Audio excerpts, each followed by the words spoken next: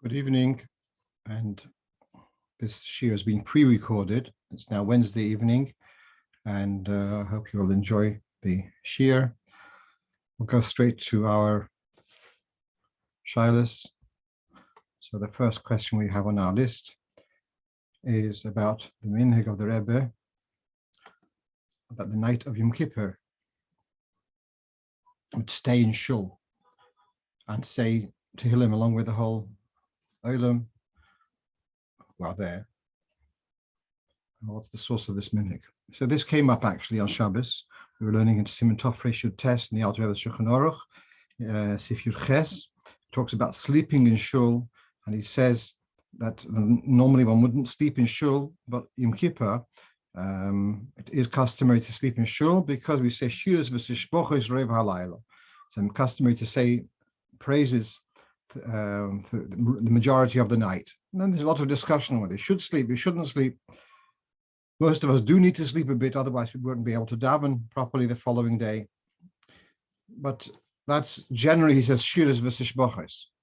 What about the minhag of Tehillim? So here, this is from the Levush.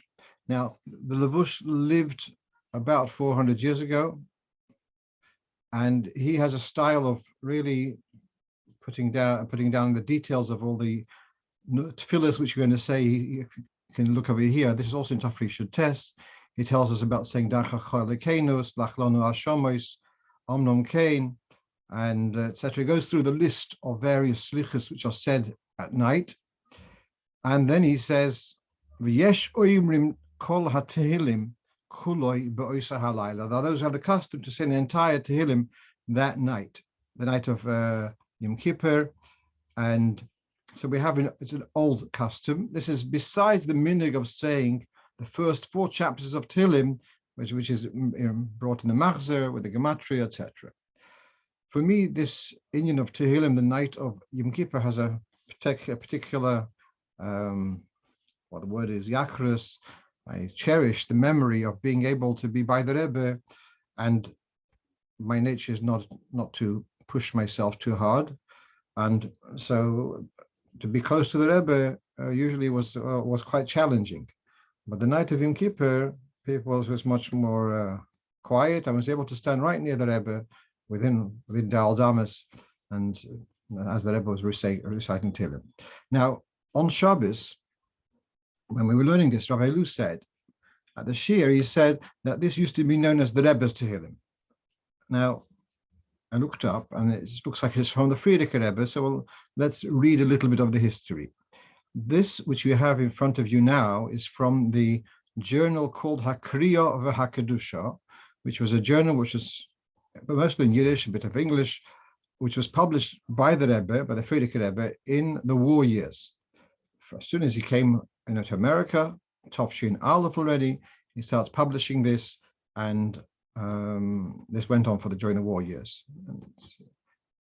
So now, in the Tevis issue, the midwinter issue of Tovshin Aleph, in other words, beginning of 1941, there is a list of the Tachanun which the Rebbe had instituted the preceding month of Elul through Sukkot, and this was guidance for the yeshivas, whether in Europe, so there were still yeshivas in Europe, and then the yeshivas in America and in Eretz Yisrael, etc. And a lot of the focus is about Tehillim at various junctures through the Elul and Tishrei. And here we have Achad, where is it? And then he has here V'koidim Achad Tfilas Arvis. After Ma'ariv Goyimrim es Tehillim b'tzibur. After Ma'ariv is over, then Tehillim is recited. The whole of Tehillim is recited, the whole community. And then they also institute, in addition to this, to have mishmoris, to have changes of the guard, to be saying Tehillim throughout the night. But possibly what Rabbi Lu was saying is that this was instituted by the Frierdiker Rebbe during the war years, but possibly it needed to have a bit of chizuk, And possibly in the early years, the Rebbe, our Rebbe, after he becomes Rebbe, pushes to keep up this minhag of saying Tehillim the night of Yom Kippur. Interesting historical note at the end of the whole list, which was tabled at the beginning of Elul. They write here, according to the information which we received from the various yeshivas, that they did fulfill the takonos which were instituted by the Rebbe, each one in good time. Let's go on to the next question. What's the brocha for cognac? Cognac is the name of a place, but it's referring to a type of liquor, if that's the right word, and it's produced through distilling wine. So for those who are not familiar with the term distillation, it means to boil somehow the liquid. The liquid turns into steam and then goes, more than that I don't know, but goes through some kind of pipes and then comes back from steam back into a liquid. And I'm sure there's something more to it because it changes its taste, and that's how cognac is made. So it's like whiskey is made. This distillation of whiskey is a similar method, but this is taking wine, distilling it, and then it comes back and has evidently quite a different taste. So the question is, what brocha is it? So what I've got here is from one of these contemporaries forum on specialist on brochas called Sharia Brocha, and he writes that there are those who maintain that the brocha should be hagofen. He does testify that minhag ha'olam is to say shahakol for all alcoholic beverages, even those which are manufactured from wine. And he says he's heard so from various Meirei Hiroah. That's as much as I could tell you at the moment. Someone asked me, what's the minhag Chabad about this? I don't know any specific minhag Chabad about this. All I can see is what the poskim are saying, that in Svara, perhaps it should have been hagofen, but in actuality, the minhag is to say shahakol. Let's go on to the next thing. Okay. So here I got the question from a person who works as a lifeguard, and sometimes by the pool, there's an indoor pool, I understand. Sometimes it becomes a bit steamy or whatever, or hot. And being there for a long time, you need to have a drink. But as a lifeguard, you have to be looking what's going on. So here's the question: can you make a bracha? May you make a bracha whilst you are in the presence of people who are in bathing suits? So I was actually quite surprised to see what was the poskim would say, and of course, therefore, generally we all understand that you would prefer not to make a bracha unless people you're properly dressed and the people near you are properly dressed. But here's what the poskim do right. Those who are bathing bayam and by the brechat shchia, by a swimming pool. So he writes a bit of an evasive language. This is from the Piskei Teshuvos. Ein isur loyma brochas. You can't really say you're not allowed to say a bracha, whether in the water or nearby, because the people are ultimately not naked totally. They are covering the crucial inyanim erva. Plus, it's not as if it's so steamy like a sauna or something like that, or a bad smell. Although it's a little bit warmed up, it's slightly warmed, that it shouldn't be very, very cold. So they take the view that you are allowed to say a bracha there. So I'm sure the person who asked the question, the lifeguard, is dressed normally. It's just a question of the exposure to the other people and making a bracha. So the halacha remains apparently that you would be allowed to make a bracha because you're not totally seeing erva. Okay.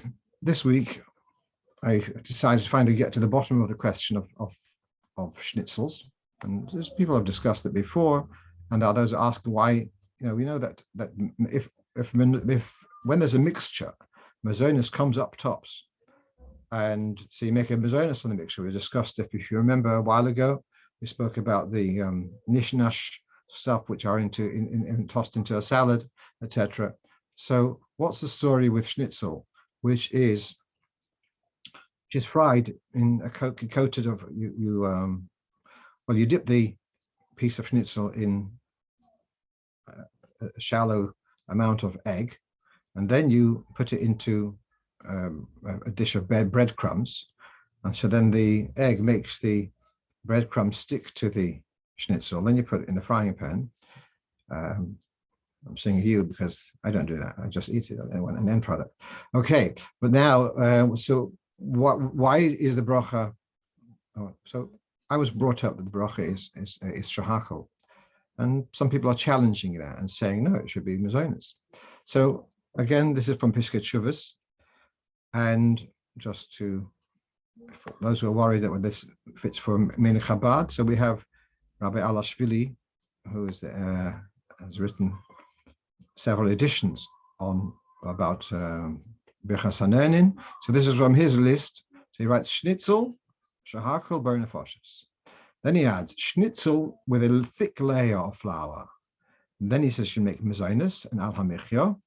If there's a kazayis, or if you eat a kazayis of the coating within Kedei Achilas Pras within a few minutes. So let's come back. Let's now read what the Piskei Teshuvos says.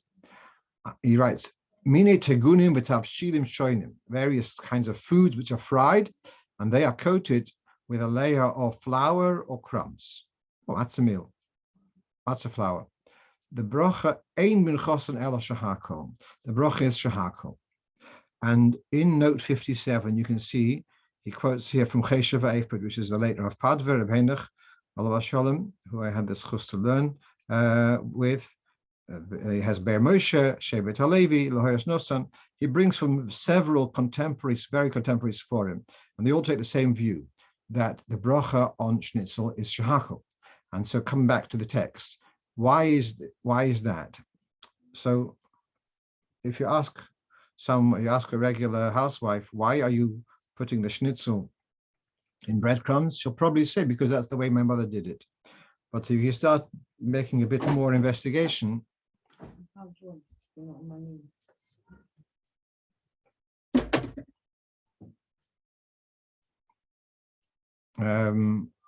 If you make a bit more investigation, you'll realize that there's a cheshbon here, and this which he explains. If you would fry chicken breasts without a coating, then the frying will cause the surface to become hard. It'll cause the meat to shrink a bit. It's not going, and perhaps it'll also get stuck to the pan. There are various downsides to frying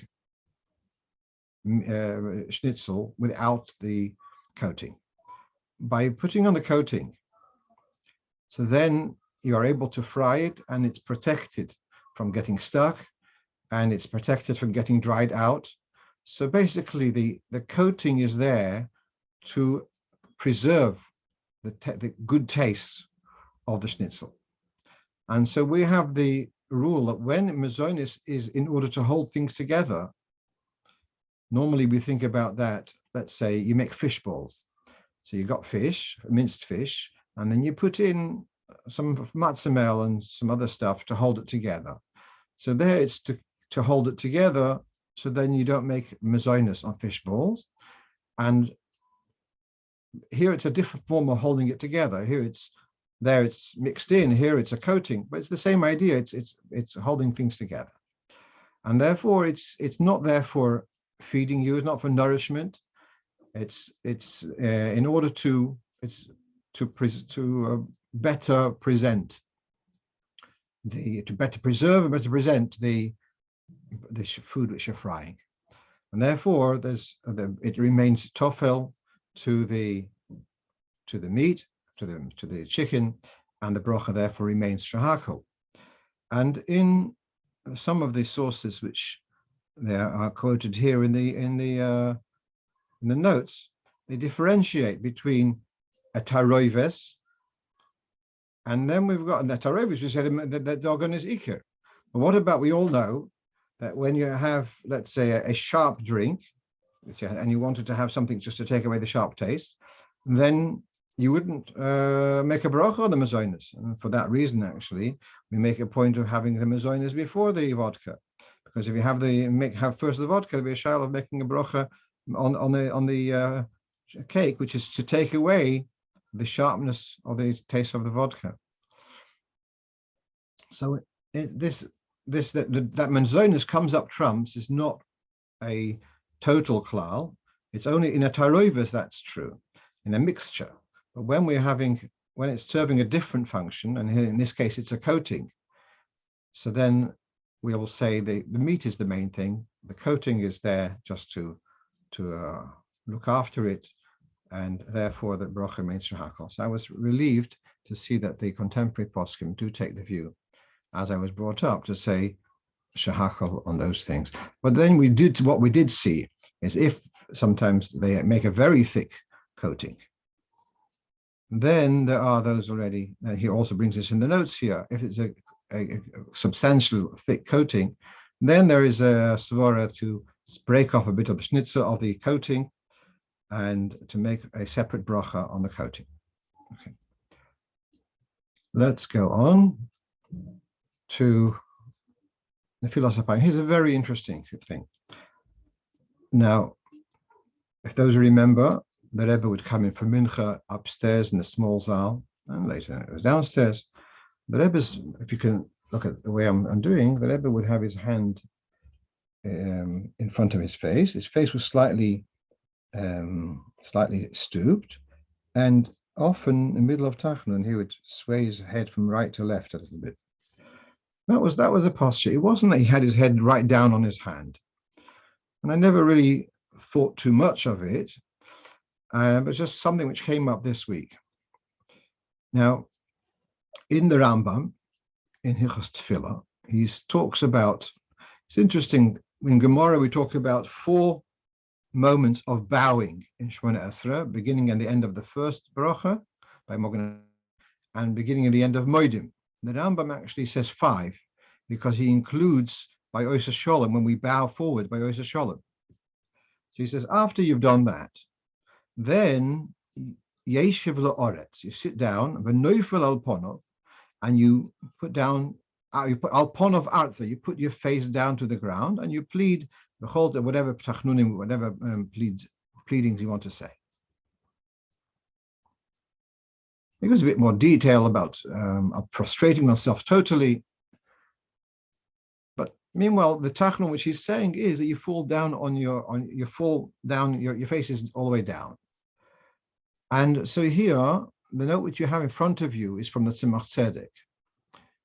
Now, there's the Tzemach Tzedek, there's the Tshuvas, which are longer articles, and then we've got the volume or 2 volumes are called Piskei Dinim. And a lot of them are like short observations, short notes of the Tzemach Tzedek. So here he writes, towards the end of the Sefer, it's page Shin Mem Beis, and the heading of that section is called Chidushim al HaRambam. So it's possibly he wrote them on the margin, or I heard that the Tzemach Tzedek used to have notepads of sorts in various parts of the room even. And sometimes he would stop in what he was doing and just note down something. At any rate,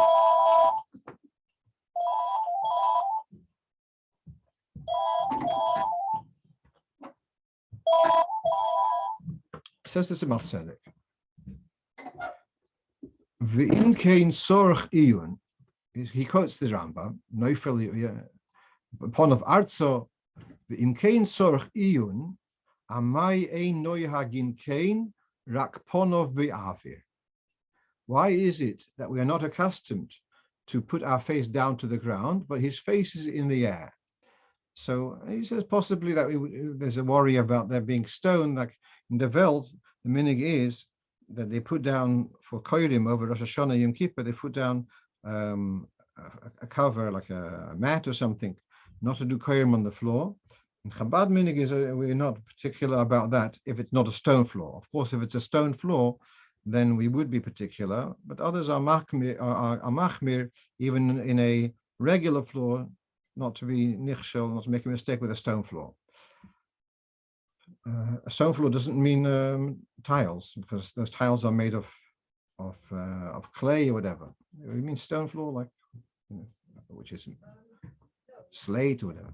Okay, so it could be that's an extra precaution, so that not to be nichshel of bowing down on a stone floor outside of the Beis Hamikdash. It could be, but what I just found it interesting that the Tzemach Tzedek here has addressed this, that rak ponov be'avir, and that's what we saw, the way that Rebbe was nohig, that by Tachanun it was more ponov be'avir, more raised.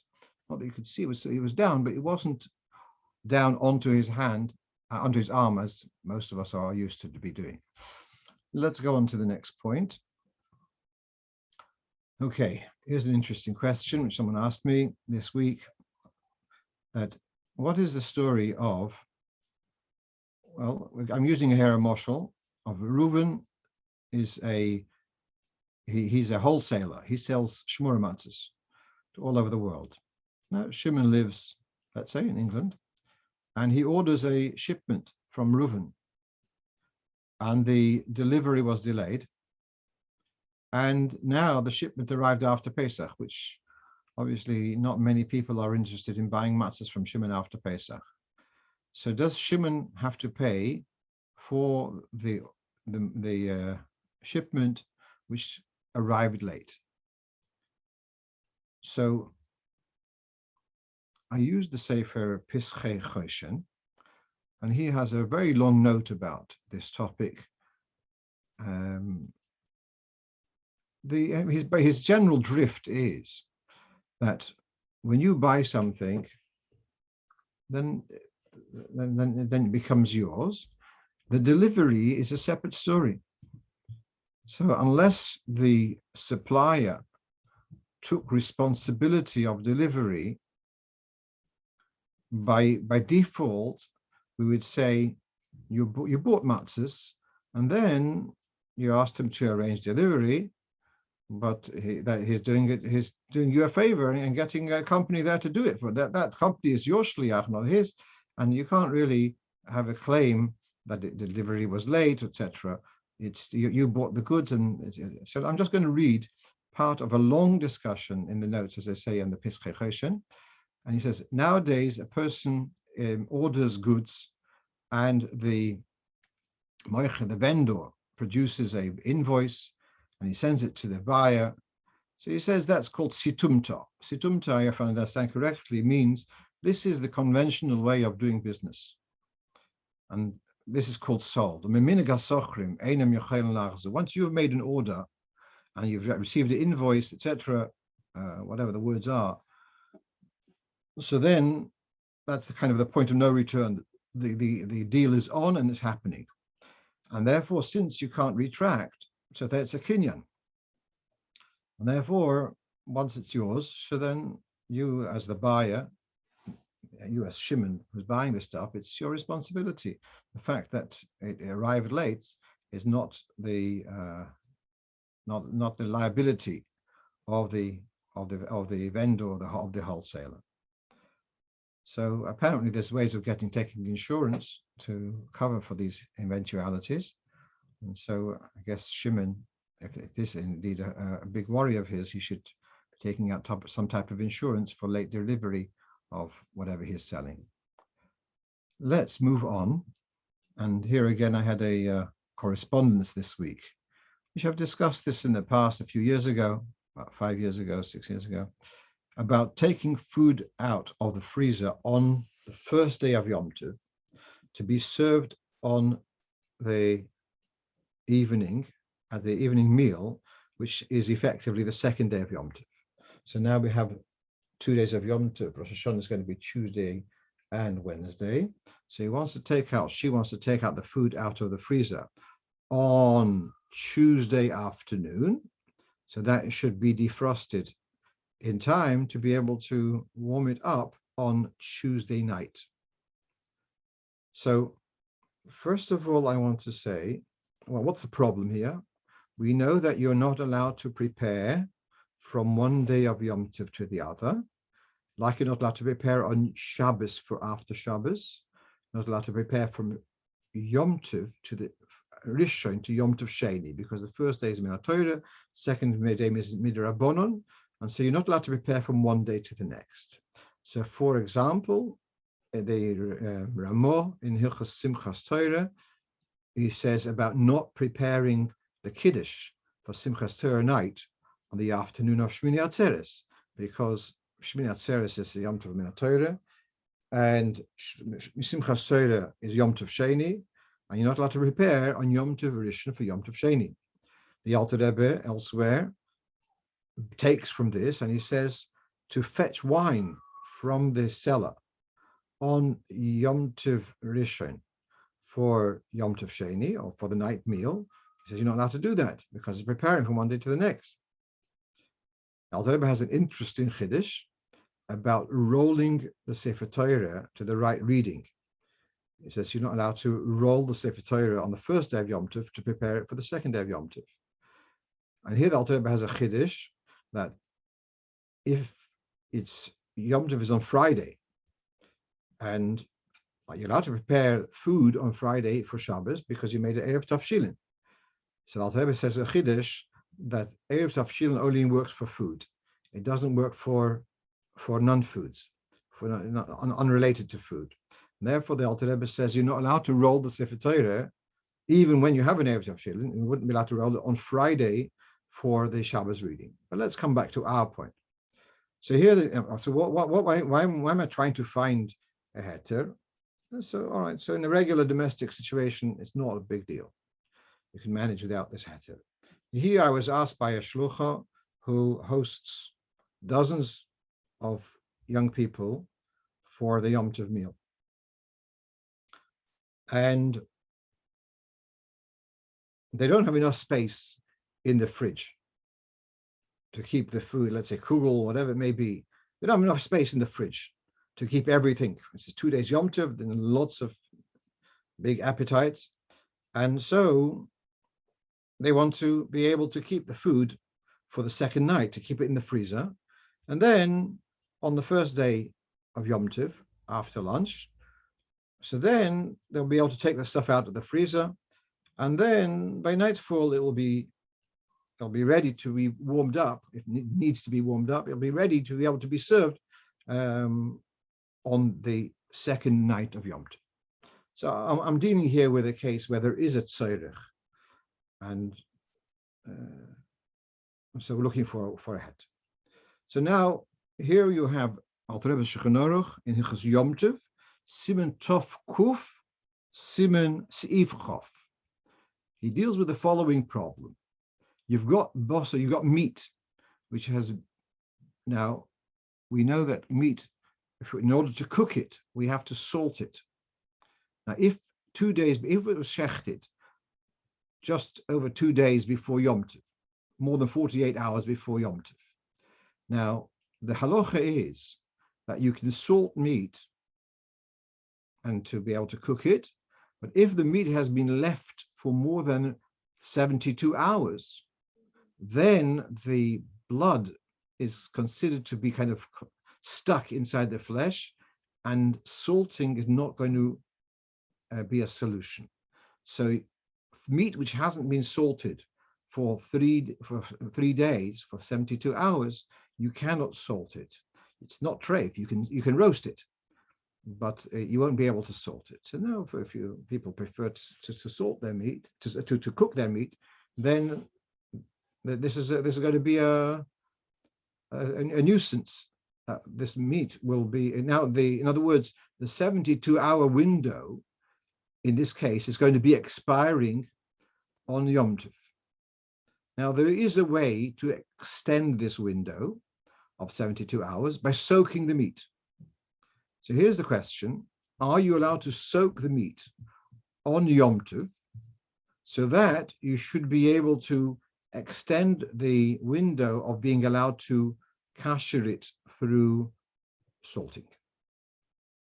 And here the Alter Rebbe writes, you are allowed to soak the meat, even if you've already eaten, and you have no need for that meat today.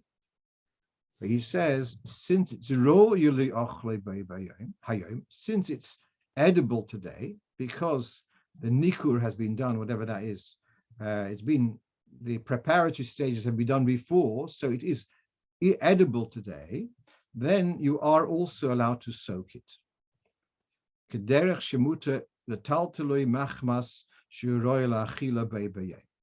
You're allowed to soak it as just like you're allowed to eat it.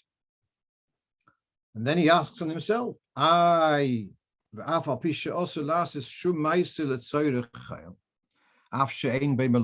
not allowed to do anything to prepare on Yom Tov for after Yom Tov. For example, to wash the dishes, to scrub them. As discussed in Tovkov Gimel and Tovkov Tes, you're not allowed to wash the dishes on Yom Tov for the use after Yom Tov. So why are you here allowed to soak the meat? So here he answers. So again, the question here is, we have here a heter to soak meat, that it shouldn't be forbidden to salt it, and we're not allowed to wash dishes. So what's the difference between washing dishes, which is not allowed, and soaking meat, which is allowed on Yom Tov? Not on Shabbos, because on Shabbos the meat is muksa, because you can't cook it. Yom Tov it's not muksa.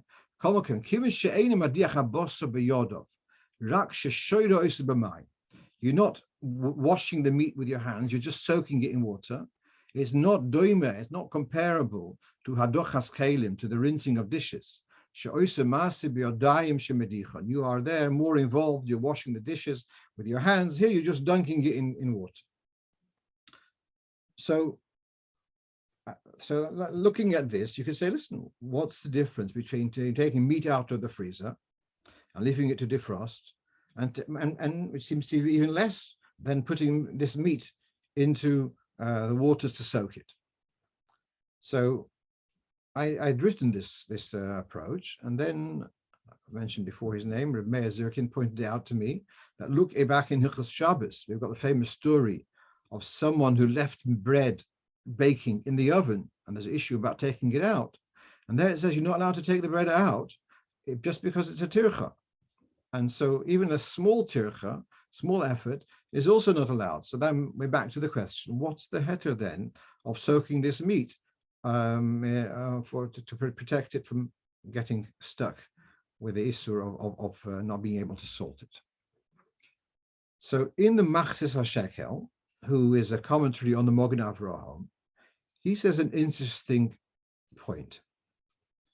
He says, when you have this meat, when you soak it, the minhag is to leave it to soak it for half an hour. As you put it in, you haven't really solved your problem yet. When the problem is solved at the end of the half an hour, you're not doing anything. In a sense that when you wash dishes, you do, and it's done, and it's ready. It's ready. It's ready for when? For afterwards. With the soaking of the meat, you're doing something which is not b'shleimus. The end result will be later. And if that's the case, then we have the identical case with the taking the stuff out of the freezer. That you're taking it out at this moment, there's no benefit from the action. It'll take time. When that benefit will kick in, you won't be engaging with it. It's going to happen by itself. So I see there's a very strong resemblance between the heter of soaking this meat and the heter and the case of taking the meat taking the kugels, whatever, out of the freezer to let them defrost. Now, so someone wrote a point that says that possibly this is talking about that taking out the meat early enough that you should be able to cook it and eat it. Well, and I say that's not true. The Alter Rebbe does not say a word here that we're talking about soaking it to allow you enough time to salt it on Yom Tov and to cook it on Yom Tov. It doesn't talk about that, and that's you're talking about it quite a long time. He just says you're allowed to soak it on Yom Tov. The point which he says roy le'ochlo is just to deal with the fact that it's not muksa. Since it's edible today, it's not muksa. He doesn't suggest that it has to be soaked to allow enough time that you should be able to make it edible on the same day. And there's therefore the same thing with the defrosting. So it's better, yeah. It would be better to take out the stuff earlier on, so it should defrost. And certainly in a domestic situation, you just got one kugel, so take it out early enough, and you'll have a bit of kugel before before Shkia, before sunset. But here you're talking about in a commercial catering. We're going to start taking a spoon for each kugel. They're all the taste same flavor in any case. So it doesn't really make sense. What I would say though is that this heter, which I'm saying, is only talking about taking out to defrost, but not to do any act of cooking, of warming up. There I'll be much more concerned, because then you're talking about, could be a melacha deraisa, or let's say if you take a soup, if you take out a soup, a cold soup, and you heat it up on Yom Tov Rishon, 10 minutes before sunset, and it's only going to be edible after nightfall, then possibly you've done it Issa min HaTorah. Therefore, whilst I'm going along with allowing the defrosting, but no heating should be done until after nightfall. I know that's also not so easy to deal with. I once had a situation, the shliach asked me about this. It was in a hotel where they wouldn't allow to have the food kept warm for, wouldn't allow the cooker to be left on from the whole of Yom Tov. So what we came up with was that he will have an urn of boiling hot water, and that they did allow to leave hot water, and then as soon as Nacht, then they took their hot water and put them in these, what they call these sternos, or these served chafing dishes, and that's the way they were able to serve. That was for the Pesach, for the second Seder. So by the time you get through the Magid, hopefully by the time Shulchan Aruch, the food was a little bit warm. Right, now let's then also you have to, if these things are a big issue, then you have to think of a different menu perhaps, where you don't necessarily have to heat it up so much.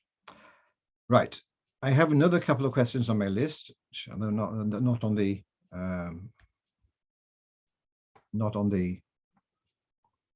PowerPoint.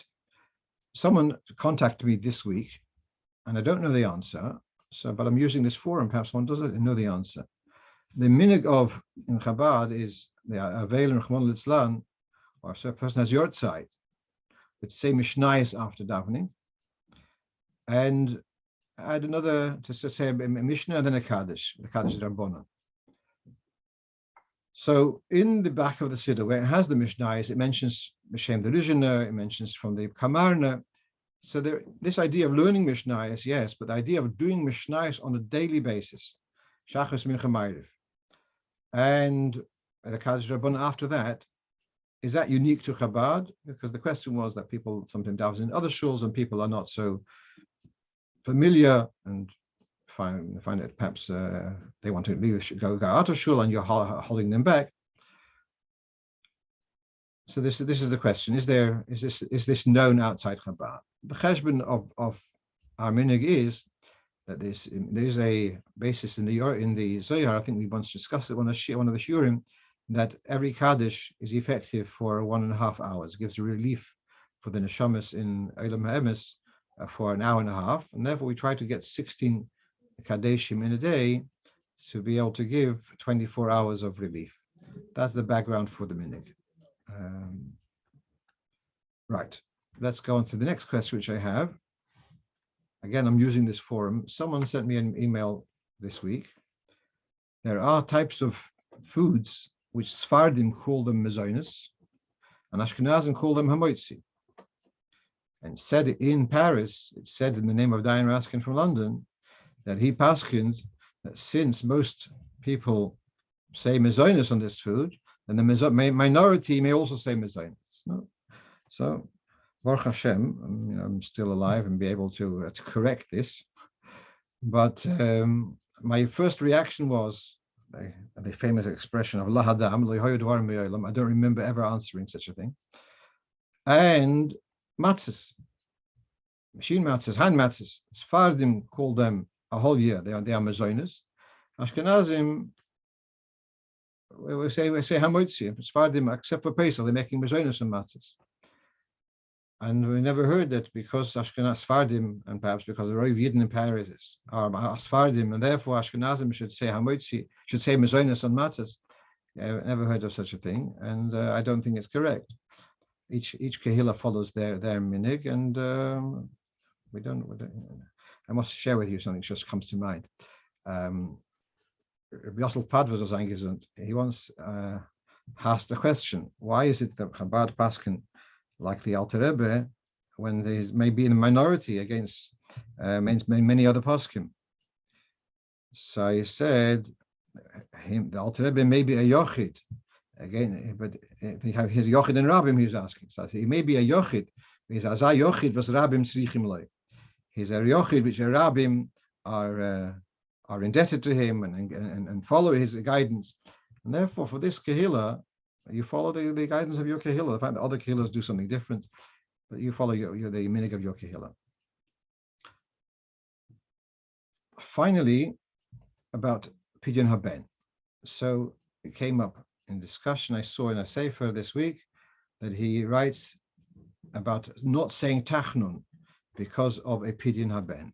So we don't say Tachanun on a day of a bris, when there's a one of the Bali bris, the father, the moel, or the sandik, or if it's the shul where the bris is going to take place. So in that shul they don't say Tachanun, even though none of the celebrants are there. We discussed that a few months ago. So what about if the celebrants of a Pidyon Haben? And he's arguing that by a bris, Ashkenazim don't say Shechionu. Sfardim do say Shechionu. Ashkenazim and Chabad, in Eretz Yisrael, even the Ashkenazim say Shechionu, apart from Chabad. And so by bris, you don't say Shechionu. By Pidyon Haben, you do say Shechionu. So that means that Pidyon Haben is a bigger simcha, and therefore it should be able to. It should be a reason to exempt from Tachanun. The Poel, there is a tshuva Minchas Yitzchak where he says clearly that a Pidyon Haben does not exempt from Tachanun. There are others who say that if you're davening mincha just near the meal where the Pidyon Haben is taking place, then you wouldn't say Tachanun. Some of them compare to the minig of not saying Tachanun on Bar Mitzvah. That's apparently as far as the Sheminig. There's a sefer called Nahar Mitzrayim in Hogim of the community in Egypt, and they would not say Tachanun on the day of a Bar Mitzvah.